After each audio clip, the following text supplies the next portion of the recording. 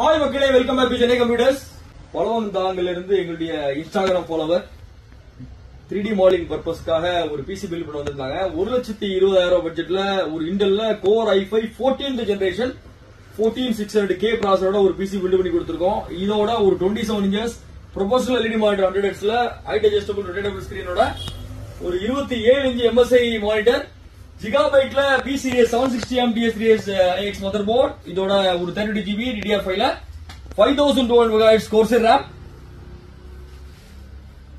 RTX 4060 MSI graphics card.